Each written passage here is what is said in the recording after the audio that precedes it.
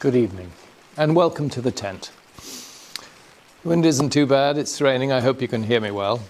My appearance is a little bit bedraggled. Came from the garden, put on something Pam found in the barn, which I think is nearly 30 years old. But I love it, despite the moth holes. And here we are, we're going to do a dry run in the tent. Thanks for watching. Let's crack on. So, earlier this year I was talking to Elaine, and we were discussing the idea of coronavirus, system change, and humanity. So I'm just going to throw out some ideas, keep it brief. Lots more to be said, but there'll be more time to come back. So, corona. Coronavirus, COVID-19, we knew it was coming. We've treated it in different ways.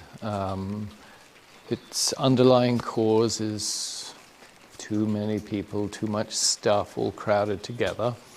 It's very dangerous because it has a 1% morbidity. That means everyone who catches it, 1% of them are going to die.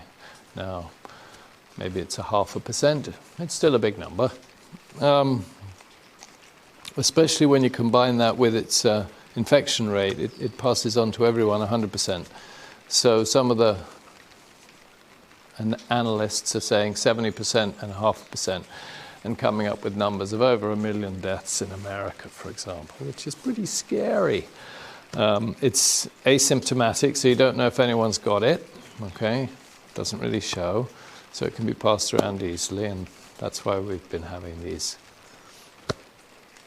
advisories or control systems, one of either way. First thing that we all found out was that change is possible. Yeah, because we all changed. Isn't it great? We're at home now. Yeah. We're not telecommuting. We're spending time with our family. We're not traveling. Maybe we're thinking a little bit about what we're eating and a little bit about the community we live in. Wow, real life.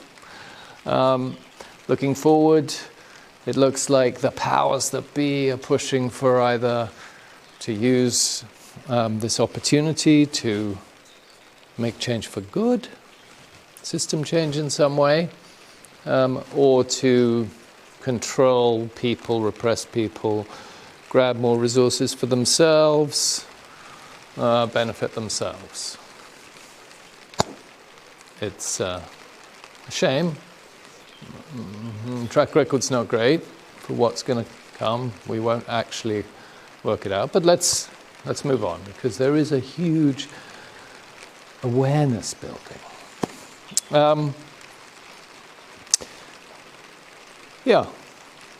What does the future hold? Well, maybe system change is coming quicker than we think, because we've all actually done a lot of the things that you need to do for system change.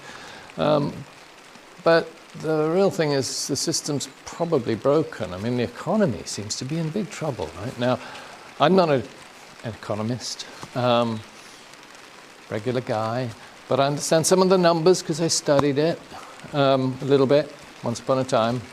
And everybody's always talking about growth and profits, got to do more, got to strive, income, salary up, bigger car, bigger house. Everything's got to grow all the time, right?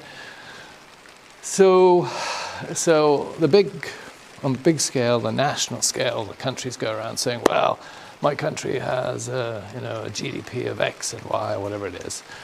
And then the next year they say it's X or Y, or whatever it was, plus 3, or whatever it is, One year it's 100, the next year it's 103, or 106, or 102. Whether it's 2% growth, 3%, or 6%, or whatever it is.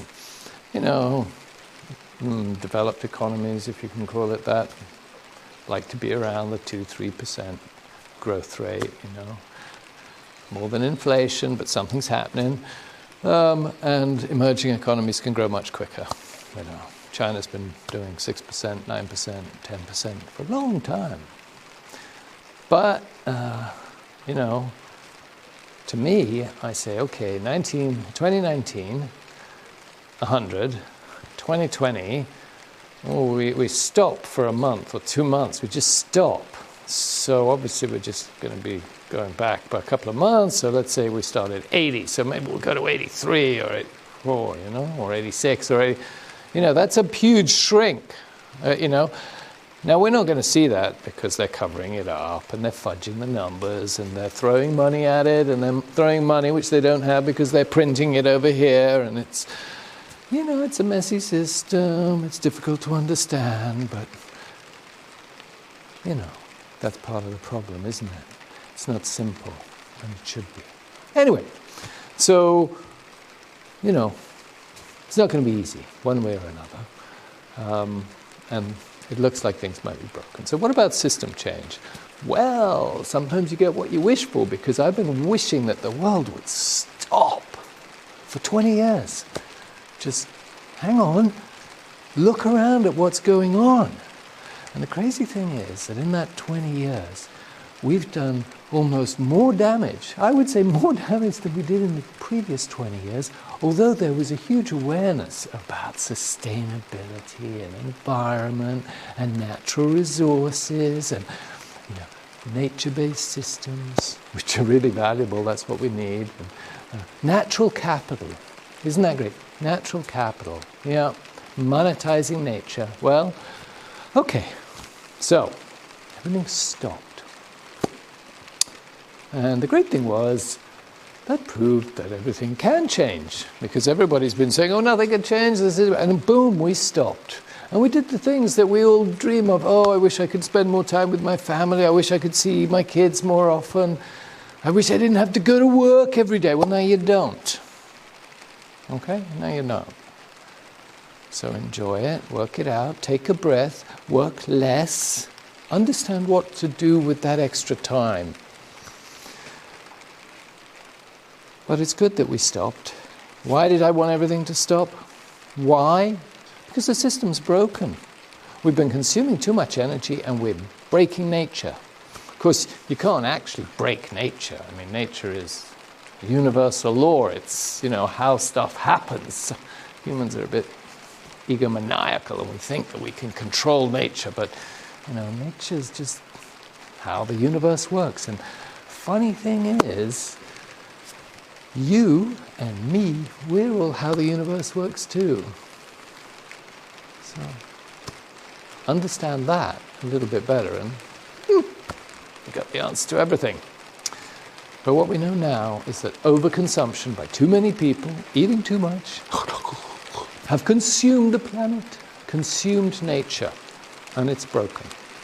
On the physical side, the infrastructure, the business buildings, we've poisoned, polluted, we've contaminated and wasted, we've squashed. We haven't lived with nature, no. We haven't lived with ourselves. We've put ourselves in boxes and given ourselves routines. We've disconnected ourselves from the home that gives us life. What about on the intellectual side, or the business side, if you will, the side of education and commerce and thinking and ideas and politics, corruption, lying, repression, immorality. It's very primitive. It's primitive. It's as if monkeys without resources who have, the jungle's been broken, they don't have enough, right? And so they fight among one another to have more. But it's not like that because we've got everything. We've got mobile phones. Look at this. You're watching me. Virtual reality. Fantastic. DIY. In the tent, for goodness sake. It's raining outside. Come on, guys. We live in a world of abundance. Slow down. Slow down. Stop running. Share. Think. We need to live with the laws of nature. And that brings us to humanity. It's all about choices for humanity. Free will. Effectively, we have it. Face it. So, everybody's rushing to get back to normal. What is that all about? Normal is a broken planet And a broken system, you're not going to see a pension in 10 years. The oil has run out. I mean, it's ludicrous. We need to face the realities. We've polluted ourselves. Our children are disconnected from ourselves. We are disconnected from one another through these virtual means. No, it's a broken system. It's a broken system. We need to move on. We need to take responsibility for ourselves. We need to look to ourselves to understand the system, to live with nature, to move on. Now, are we going to do that? Choices. Maybe you will, maybe you won't.